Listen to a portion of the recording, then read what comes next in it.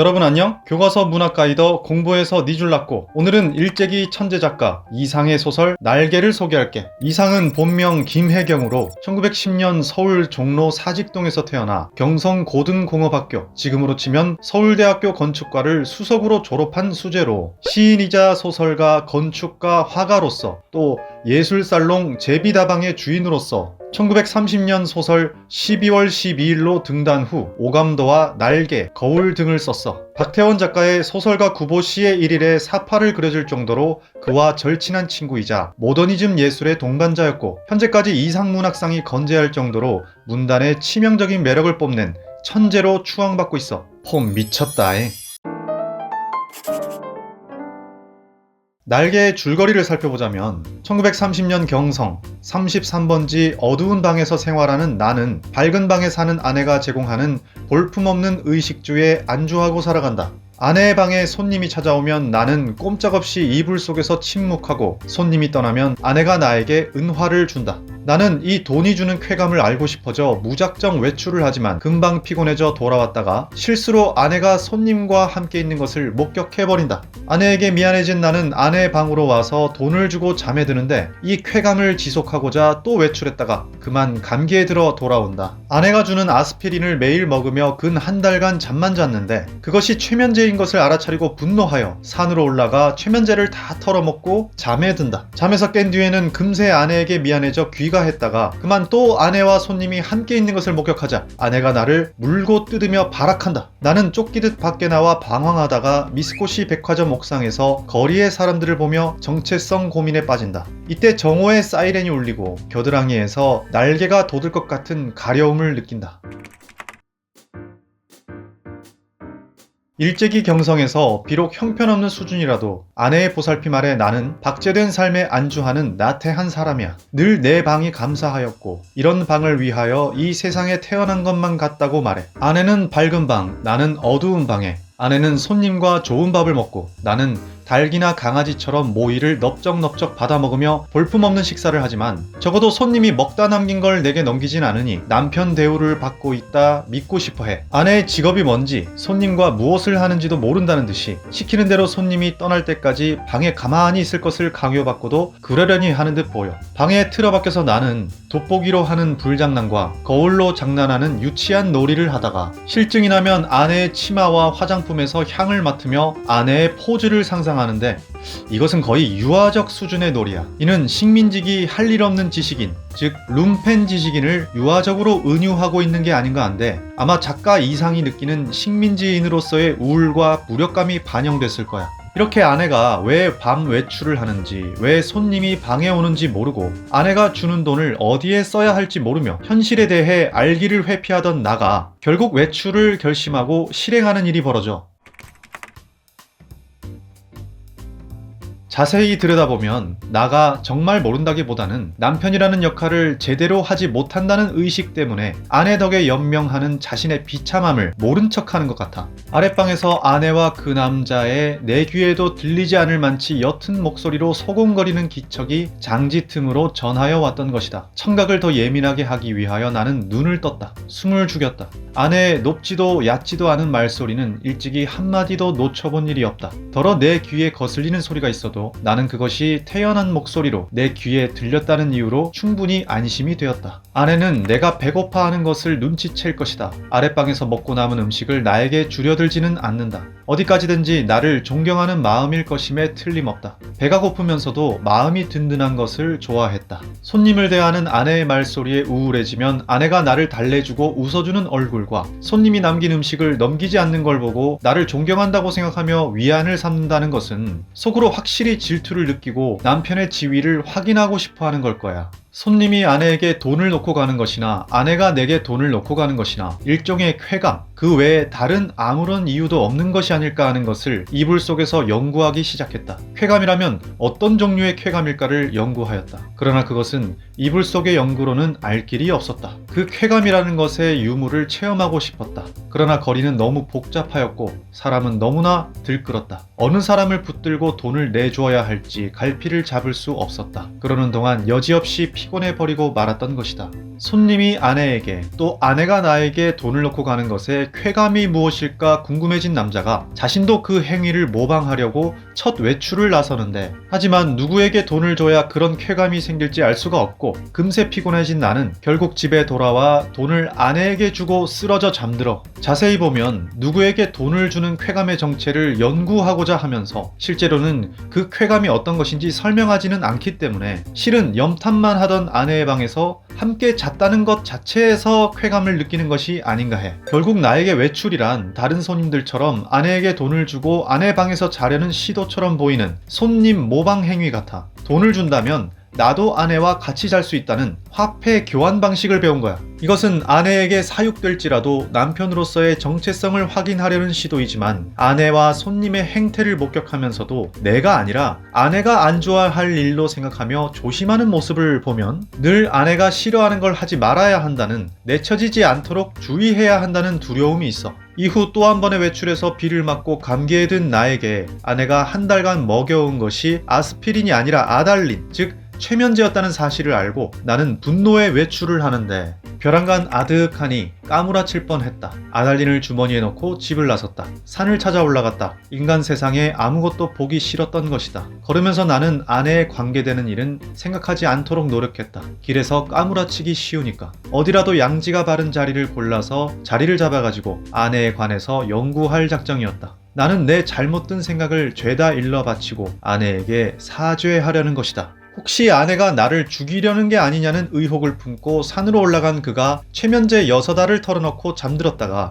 한참 뒤 깨어서는 금세 생각을 고쳐먹고 사죄하러 돌아가려는 너무나 소심한 반항을 마치고 귀가했다가 생각지 못한 봉변을 겪어 이것 참 큰일 났다. 내 눈으로는 절대 봐선 안 될 것을 그만 봐버리고 만 것이다. 얼떨결에 냉큼 미닫이를 닫고 현기증 나는 것을 진정시키느라고 기둥 짚고 섰자니까 1초 여유도 없이 미닫이가 다시 열리더니 매무새를 풀어헤친 아내가 불쑥 내밀면서 내 멱살을 잡는 것이다. 나는 어지러워서 나동그러졌다. 아내는 넘어진 내 위에 덮치면서 내 살을 함부로 물어뜯는 것이다. 아파 죽겠다. 나는 반항할 의사도 힘도 없어서 넙적 엎드려 있으면서 어떻게 되나 보고 있자니까 뒤이어 남자가 나오는 것 같더니 아내를 덥석 안아가지고 방 안으로 들어가는 것이다. 아내는 아무 말 없이 다소곳이 그렇게 안겨 들어가는 것이 내 눈에 여간 미운 것이 아니다. 밉다. 아내가 절대 싫어할 장면을 봤다는 이유로 내동댕이 당하고 물어뜯기는 수모에 이어 내 아내가 손님 품에 안겨 들어가는 꼴이라니, 은근히 남편으로서의 자격을 원하고 놓지 않았던 단지 볕잘 드는 아내의 방에서 함께 잠드는 것이 소원이던 남자에게 참을 수 없는 일일 거야. 그제서야 나는 이전까지 안주하고 있던 생활을 성찰하고 자기 정체성을 돌아보는 5번째 외출을 하게 돼. 나는 아무데나 주저앉아서 살아온 26회를 회고하여 보았다. 기억 속에서는 이렇다는 아무 제목도 불그러져 나오지 않았다.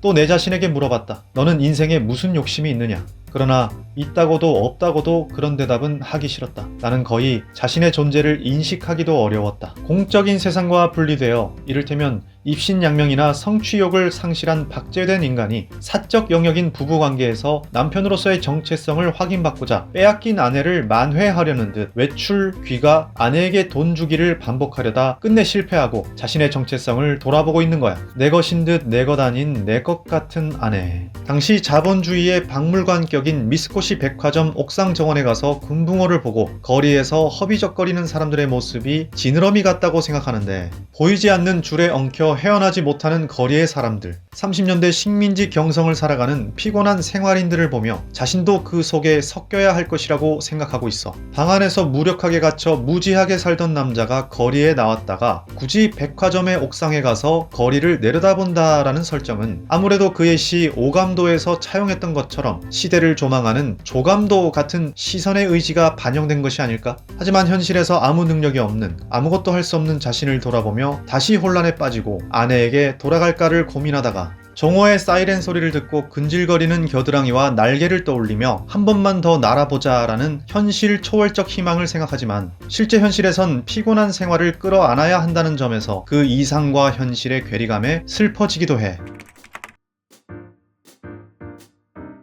공간의 이동을 살펴보면 어두운 방에서 밝은 방으로, 집에서 회탁의 거리로, 또 높은 백화점 꼭대기로 향하는 수직 동선을 보여주고 있어. 이 공간 이동에 따라 나는 화폐의 교환 가치를 배우고 세상의 피로를 배우고 남편 실격에 도달하며 비로소 자기 정체성을, 나는 무엇을 위해 사는가 성찰하는 방향으로 변화하고 있어. 20년대부터 경성은 일본인 주도하에 소비적 도시로 발달하는데, 쉽게 말해 생산하는 도시라기보다 유흥을 즐기는 공간으로 발달하고 있었단 뜻이야. 20년대 일제가 통치 방향을 무단 통치에서 문화 통치로 노선을 바꾸면서, 그로 인해 1910년대 출생으로 20, 30년대에 모던보이, 모던걸로 불리던 소비문화 세대가 주도한 도시 감수성이 문화에 반영되기 시작했어. 화보, 삽화, 사진, 연극, 영화 등 시각 매체를 비롯 취미와 사생활에 대한 잡지와 기사들까지 넘쳐나고 있었어. 어느 철학자가 말하길, 대도시 개인에게 전형적인 심리 증상은 신경과민인데, 이는 감각적 정신적 리듬이 도시의 화려한 자극에 끊임없이 노출되는 환경 때문이라고 해. 딱 1910년생인 모던보이이자 시식인 작가 이상이 당시의 문화 세례를 받으면서도 마음껏 자유를 표출할 수 없는 식민지 환경 때문에 생기는 그 신경과민과 무력감을 반영하여 매춘하는 아내에게 기생하는 유아적인 남자의 내면과 외출을 통해 제정신을 온전히 지켜보려는 노력을 날개로 보여준 것이 아니었을까? 그는 그 날개로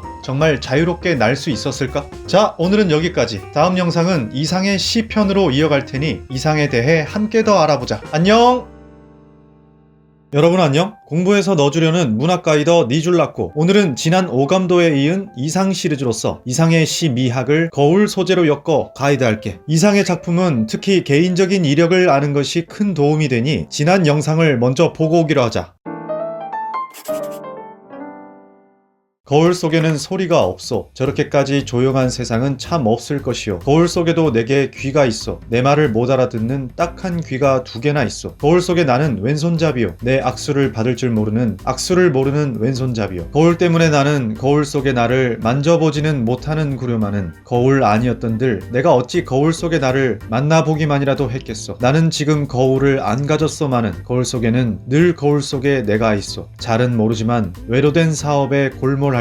거울 속에 나는 참 나와는 반대요마는 또 꽤 닮았소. 나는 거울 속에 나를 근심하고 진찰할 수 없으니 퍽 섭섭하오. 교과서에서 이 시는 현대인의 불안 심리와 자아 분열을 드러낸다거나 내적 자아와 외적 자아의 갈등과 봉합의 욕망이라는 것이 주 해석으로 실려있고, 띄어쓰기를 무시하는 수법으로 이른바 자동기술법이라고 하는 기존의 문법을 해체하여 무의식의 무질서와 혼란을 드러내려던 다다이즘 작가들의 방식을 모방한 것으로 볼 수 있어. 지난 편에 언급했듯이 이상은 아방가르드 스타일을 시에 차용한 작가로서 전복적인 형식을 통해 무의식에 흐르는 무언가를 포착하고자 했기에 기존의 질서를 상징하는 띄어쓰기 문법을 파괴한 것이 아닐까 해. 하지만 이런 것만으로는 이 시를 충분히 알았다고 하긴 아쉽지. 괜히 이상을 천재라고 하지 않을 테니까. 거울 이미지가 사용된 또 다른 시, 오감도 15호를 살펴보자. 이련의 나는 거울 속에 나가 나를 어떻게 하려는 음모를 꾸민다며 공포에 떨고 있어. 보통 거울에 비친 것을 허상으로만 보기 마련인데, 이상에게 거울 속에 나는 음모를 꾸밀 만큼 또 하나의 인격체로 보고 있어. 다시 말해 주체와 대상의 관계가 아니라 주체 A 대 주체 B의 대결 관계처럼 설정했어. 내 꿈인데도 내가 주인이 아닌 꿈에서 군용 장화가 내 꿈을 더럽힌다는 것은 당시 일본 제국주의로 대표되는 상징을 군화에 빗대어서 나의 무의식이 파시즘에 검열당하고 있음을 말해. 지난 편에서 말했듯이 이상은 일제의 자유를 뺏긴 상황을 창작 토대로 했다고 보기에 가능한 해석이지. 사면의 나는 거울 속의 나를 해방하려 하지만 나와 거울 속의 나는 서로 구속된 상태라며 두 주체가 그만큼 운명 공동체라는 것이고, 그렇기에 사연에서 나가 거울 속의 나에게 해방을 위한 자살을 권유하지만 내가 자살하지 아니하면 그가 자살할 수 없음을 그가 내게 가르친다고 말하며 현실에 실존하는 나가 아닌 허상 같은 거울 속의 나가 서열상 우위에 있는 듯이 A와 B 중 대체 누가 실체인 건지 혼란스러워. 오연의 나는 기어이 거울 속의 내 왼편 가슴을 겨누어 총을 발사하는데, 다시 말하자면 이것은 구속된 무의식으로부터 해방되기 위함이지만 거울에 반사된 그의 심장은 방탄으로 가려진 오른편에 있기에 결국 해방에 실패하겠지. 정말 죽고자 한다면 현실의 나인 A를 쏘면 될 것인데 이상하게도 B를 쏘려는 것은 내 무의식을 지배하는 자는 현실의 나가 아니기에 극형을 느끼는 상황에서 분리된 자 B가 해방되는 모습을 반드시 현실의 나가 보고 싶기 때문일 거야. 그래서 죽음이 의미하는 바를 현실의 목숨을 버린다는 뜻으로 오해하면 하면 안 돼. 정리하자면 군용장화로 대표되는 파시즘의 시대에 구속된 나의 무의식을 거울을 통해 관찰하며 극형당하는 기분을 느끼는 현실의 나가 해방을 위한 어떤 노력에도 좌절하고 있는 모습을 보이며 진정한 자유는 결국 무의식의 해방에 있다는 것을 암시하면서 파시즘을 거부하는 것이 아닐까? 거울의 마지막 행에서 화자는 나를 진찰할 수 없어서 섭섭하다고 말하는데 이 말이 괜히 나온 게 아니야. 주시를 살펴보면 같은 문자를 거울에 비친 모습처럼 반사한 듯 표현한 게 보이지. 위 시는 어떤 환자의 용태에 대한 책임의사 이상의 진단 내용을 담고 있는데 31년 10월 26일이라는 날짜와 환자라는 시어는 실제 폐결핵 진단을 받은 환자로서 작가 자신을 가리키는 것으로 볼 수 있어. 그렇다면 진단 내용인 숫자와 점은 대체 뭘까? 이상의 또 다른 시 3차각 설계도를 참고하면 진단 수열의 힌트를 알 수 있는데 질환의 구명과 시적 인정 기각이라는 시어를 잘 보면 수열이 곧 질환을 진단하는 숫자이면서 시적인 인정을 기각하는, 즉 시적인 상상력을 거부하는 숫자 형식이라는 뜻이야. 다시 말해 근대의 합리성을 대변하는 숫자 수치적인 진단의 관점을 거부하는 방식으로 시적인 상상력을 채택해 자신의 병을 시인의 관점에서 새롭게 보려는 의지를 점을 개입하여 표현한 것이 아닐까 추측하고 있어. 거기 더해 오감도 4호에서는 거울에 반사된 이미지로 표현하며 어떤 환자의 용태에서 어떤을 땐 환자의 용태로 시어를 수정하는데 어떤 환자가 작가 자신 한 사람을 지칭했다면 오감도에서는 환자 모두를 지칭하는 것으로 확장하며 이 시대의 모든 환자를 위한 진찰지로 표현하고 있어. 앞서 거울에 비친 자신을 무의식의 나, 분리된 나의 관점에서 현실의 나를 새롭게 바라보려는 의지로 해석했던 것을 염두에 둔다면 오감도 4호의 반사된 진찰 이미지는 내가 거울 속 나를 보는 것이 아니라 거꾸로 거울 속에서 현실의 나를 바라보는 시점으로서 또 근대적인 숫자로 환원되는 수치의 관점이 아니라 시적인 상상력을 발휘한 시인 의사로서 자신을 바라보자는 전복된 형식으로 파악할 수 있다는 거지. 언제나 식민지 근대가 가진 이중성, 즉 발전도 있지만 착취와 검열도 있는 세계를 탈주하려는 혁명적인 예술가의 꿈을 갖고 있었기에 가능한 이상의 독특한 실험이었어. 자, 이러한 관점으로 거울의 문장으로 돌아와보자. 초현실주의란 현실을 초월한다는 뜻으로 정확히는 현실에서 작동하는 기존의 질서를 벗어난다는 것으로 이해하면 돼. 아까 그런 차원에서 띄어쓰기 무시도 언급했었지. 거울은 앞선 시들에서 보여준 맥락과 상식을 넘어선 소재로서 바라볼 때 그 해석이 깊어지는데 거울 속에는 소리가 없고 내 말이 안 들린다는 시어로 또 내 악수를 받을 수 없는 왼손잡이라며 서로 단절된 듯 하다가 거울 속의 나를 거울을 통해서만이 만나볼 수 있고 거울 속에 늘 내가 있다고 마치 화자가 거울 속 내가 없이는 존재할 수 없는 사람인 듯이 구별이 무의미하다고 말하고 있어. 앞선 시에서 봤듯이 거울 속의 나를 파시즘의 검열에 구속된 무의식의 나라는 맥락으로 본다면 왜 이렇게 거울 속 나를 만나고자 하는지 이제 이해가 가지? 마지막 연에서 반대인 듯 하지만 꽤 닮은 무의식의 나를 진찰하지 못해 섭섭하다는 것은 그만큼 진찰해야 마땅하다는 인식에서 비롯된 것으로 앞선 시에 따르면 그 진찰이란 행렬 숫자를 이용한 근대적 수치화의 방식이 아니라 책임의사 이상이 시적 상상력으로 발휘한 오감도 4호의 그 방식, 즉 거울 속 시인 의사의 시점에서 바라본 관점으로 이 검열의 시대를 뒤엎어서 새로운 관점으로 바라보자는 것으로 볼 수 있어. 자, 어때? 이상의 시 한 편을 해석하기 위해 생각보다 많은 맥락이 끼어들지? 그건 난해한 표현 때문이기도 하지만 이상이 천착하고 있던 당시 교묘하고 영악한 일제의 파시즘을 도무지 보통의 상식으로는 돌파하기 힘들기에 선택한 초현실주의라는 장르가 가진 맥락을 동원해야 하기 때문일 거야. 예술이 과연 세상을 구원할 수 있을까? 아마 지금의 우리는 다들 콧방귀를 끼고 있을 테지만 이상이라는 걸출한 천재 작가의 행보를 생각해보면 어쩐지 아무 실천도 없이 사는 것은 좀 아닌 것 같다는 생각이 들어. 자, 오늘은 여기까지. 다음에 또 다른 작품 가이드로 만나자. 안녕!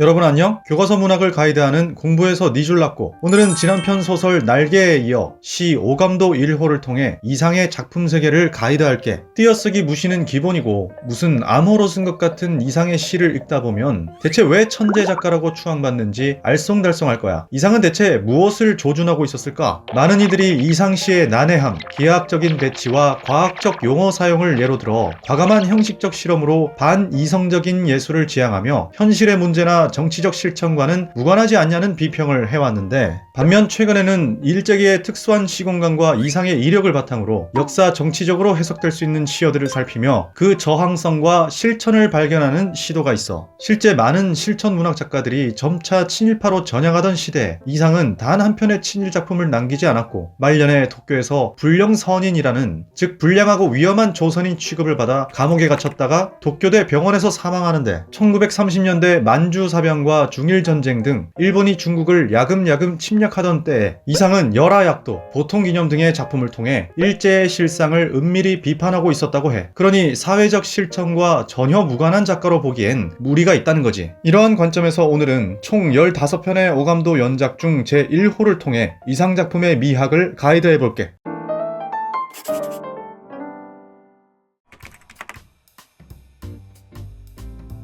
김혜경은 1929년부터 조선청덕부 건축과에 근무한 이공계 엘리트로서 이미 아인슈타인의 상대성 이론에 해박했으며 일본을 통해 당시 급진적이던 아방가르드 예술을 흡수하고 있었다고 해. 아방가르드 예술이란 1차 세계대전 이후의 위기에서 비롯되어 기존의 것을 뒤엎는 전위적인 예술로 합리적 이성을 추앙하던 근대가 아이러니하게도 인종 착취와 전쟁을 만든 것을 비판하고 반이성주의를 지향, 미술, 문학, 연극 등에서 표현주의, 입체주의, 다다이즘, 초현실주의 장르로 나타났어. 아방가르드 예술은 당시 발전하던 과학기술을 접목한 감각을 중시했는데, 이공계 지식인인 김혜경이 그 첨단 과학의 흐름을 놓칠 리가 없었지. 건축 설계사로서 도시개발에 가담했던 이력을 그의 시에 적용되는 형식으로 발현한 것이 그를 조선문단에서 매우 특별한 존재로 만든 거야. 북촌에서 자라난 피식민 조선인이자 근대 문화를 향유하는 모던보이로서 화려한 소비도시와 그 이면에 소외된 조선인을 이중적으로 느끼며 불안과 공포에 억눌려 있다가 이상이라는 페르소나로 자신을 드러내면서 본격적으로 문학 활동을 시작했어. 왜 하필 이름이 이상일까는 절친인 화가 구본웅이 그림을 좋아하는 김혜경에게 화구통을 선물로 주었는데, 이에 감격하여 오얏나무 상자라는 뜻의 이상을 필명으로 한 것이 아니냐는 설이 있어. 그는 근대 건축에 대한 전문성을 갖춘 도시 계획을 실행하는 기관의 일원으로서 식민지 개발의 정체를 예리하게 포착하고, 이면에 방치된 도시 밑바닥의 현실 체험자로서 식민 근대화 라는 기획의 한계에 대해 통찰하고 있었어. 이상은 조선청덕부 소속 건축기사로서 일본 문예계의 초극적 다다이즘과 전위주의와의 소통 속에서 문학 활동을 시작했기에 그의 사상적 배경은 조선문단의 친우들과는 사뭇 달랐다. 초기부터 근대 권력의 투시적 시선이 지닌 특권성과 폭력성을 예리하게 간취하고 있었으며 시공간 질서의 보편적 구조를 꿰뚫어보고 있었다. 때문에 그의 조감도는 단지 물리적 공간에 대한 투시를 넘어 내면적 인간성과 사회 전반의 병리 현상에 대한 성찰을 포함하고 있었다. 건축 용어인 조감도는 전지적 시점에서 한눈에 조망함으로써 감시하고 통제하는 근대 권력을 표상하는, 정보를 독점하는 시선으로 은유할 수 있어. 조선이 발전하려면 과학으로 주도되는 변화를 피할 수 없음을 자각하면서도 실상 그 안에 일제의 통치가 함께 담겨있는 그 이중성에 이상은 괴로워했어. 근대적으로 발전할수록 더욱 식민화되는 아이러니랄까? 소설 날개에서도 반복되는 이 조감도의 시선은 건축기사로서의 관점을 문학적으로 차용해 식민시대의 진실을 드러내는 시도로 봐야 할 거야. 조감도는 1931년 일본인을 대상으로 한 잡지 조선과 건축의 일본어로 연재한 시고, 오감도는 조선중앙일보에 1934년 15호까지 연재됐는데, 원래는 30호까지 예정이던 것이 수많은 독자들이 이게 무슨 시냐며 항의를 심하게 하여 끝까지 올리지 못했다고 해. 왜 미쳤다고들 그러는지, 대체 우리는 남보다 수십 년씩 떨어져도 마음 놓고 지낼 작정이냐, 내 재주도 모자랐겠지만 게을러 빠지게 놀고만 지내던 일도 좀 뉘우쳐 보아야 아니하느냐, 31년 32년 일에서 용 대가리를 떡 꺼내어 놓고 하도들 야단에 배암꼬랑지커녕 쥐꼬랑지도 못 달고 그만두니 서운하다. 자, 그렇다면 대체 무서워하는 13인의 아해는 누구이며 막다른 뚫린 골목과 도로로 질주는 무슨 뜻일까? 우선 이상이 초기 시에 표현한 조감이 근대의 모순을 내려다보는 추상적인 시선이라면, 오감도에서는 그 속에 살아가는 인간에 대한 관심으로 구체화된다고 보고, 조는 새를 뜻하고 오는 까마귀를 뜻하니 새 중에서도 까마귀라는 구체적인 새를 선택해 의미를 구체화하고 있어. 그가 쓴 종생기라는 작품에서 언급한 눈먼 까마귀 떼의 욕과 꾸짖음에 시달렸다는 문장으로 보아 까마귀의 시선으로 봤을 때 경성도시는 가로막힌 길을 무작정 내달리는 무서운 혹은 무서워하는 아이들이 공포에 쫓기는 혼란의 세계라는 뜻으로 볼 수도 있어. 이때 무서운 아이일 수도 있다고 하는 것을 뛰던 아이들이 서로를 보다가 공포를 느낄 수 있다는 것으로 본다면 이 공포는 이유도 모르고 만들어지는 것이기에 더욱 무서워지지. 무서운 아이와 무서워하는 아이만 모였고 다른 사정, 즉 다른 설정은 없다는 문장을 통해 공포가 일어나는 상황만이 부각될 뿐 그 이유는 모른다는 것을 말하며 이것이 무지의 공포이기에 더욱 공포스러운 상황이라는 거야. 한데 그 공포가 일어나는 공간은 도로인데 이 도로를 단지 길이 아니라 아스팔트로 포장된 길로서 식민지 근대화의 표상으로 해석한다면 마치 날개의 그 회탁의 거리처럼 화려한 소비 도시 이면에 공포를 느끼는 무지한 조선인들이 질주하는 것으로 볼 수 있겠지. 그렇다면 질주는 공포에 떠밀려 살아남기 위해 달려야만 하는 조선인들의 현실일 거야. 힘들게 달리지 않고서는 생존할 수 없는 근대의 빠른 속도에 영문도 모르고 뛰어다니는 현상이랄까? 한편 왜 하필 13인일까를 추적해보면 1930년 일본 아방가르드 예술단체인 13인의 구락부가 그 기원일 거라는 설이 있어. 이 단체를 통해 기존의 형식을 뒤엎는 전위적 예술을 흡수하던 이상이 만약 이 아해들을 전위적 존재들로 설정했다면 피지배에 무서워하면서도 동시에 혁명성을 담고 있는 13인의 무서운 존재들로서 이 식민세계를 뒤엎어보고 싶은 예술혁명을 소망하고 있었더라고 볼 수도 있을 거야.